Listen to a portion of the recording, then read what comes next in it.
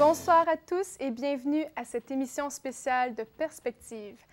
Suite à la décision de la Cour suprême du Canada d'accorder le droit à l'aide médicale à mourir le 6 février dernier, le gouvernement lancera une consultation publique. Celle-ci servira de base à la nouvelle législation. Monseigneur Paul-André Durocher, archevêque de Gatineau et président de la Conférence épiscopale du Canada, a envoyé une lettre au ministre de la Justice et procureur général du Canada, Peter MacKay, le 20 mai dernier. Il lui a demandé que la Conférence des évêques catholiques du Canada fasse partie de la consultation. Monseigneur Durocher se joint à nous via Skype pour nous en parler. Bonsoir, Monseigneur Durocher, merci d'être là. Bonsoir, ça me fait plaisir d'être avec vous. Donc, vous avez écrit une lettre. Pouvez-vous nous dire quel est son sujet, quel est son contenu?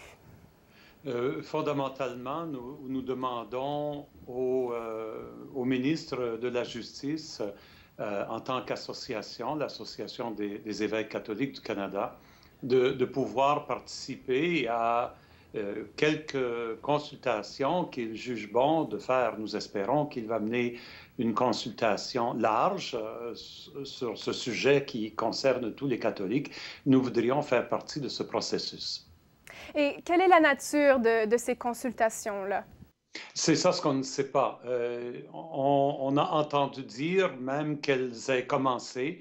Il n'y a aucune information officielle à ce sujet, sauf quelques entrevues que le ministre a données. C'est pour ça que nous avons cru bon à ce moment-ci, même si aucune consultation publique n'a été formellement annoncée, d'envoyer cette lettre. S'il y a des consultations qui se font maintenant, ça devrait être connu et nous voudrions en faire partie.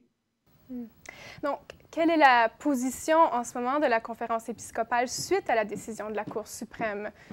Bien, évidemment, nous sommes profondément déçus par cette décision.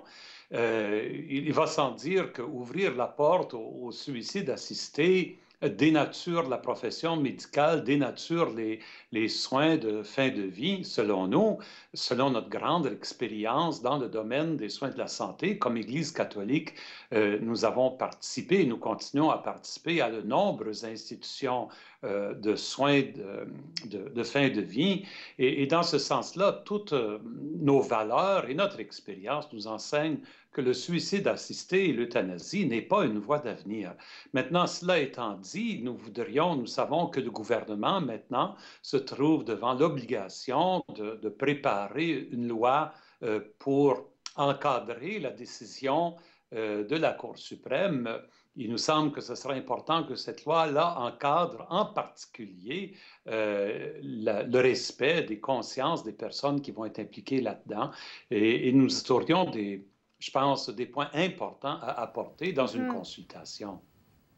Bien, justement, vous l'avez dit, les médecins, justement, les travailleurs, tout le personnel de la santé qui se trouvent tiraillés entre, justement, leurs croyances chrétiennes et ensuite entre cette nouvelle législation, comment est-ce qu'ils vont pouvoir y répondre ou se protéger?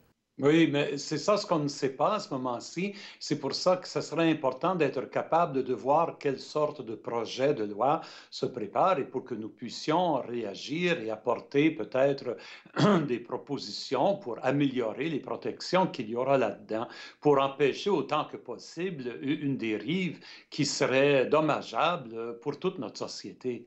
Merci beaucoup, Monseigneur Durocher, d'avoir pris le temps d'être avec nous ce soir.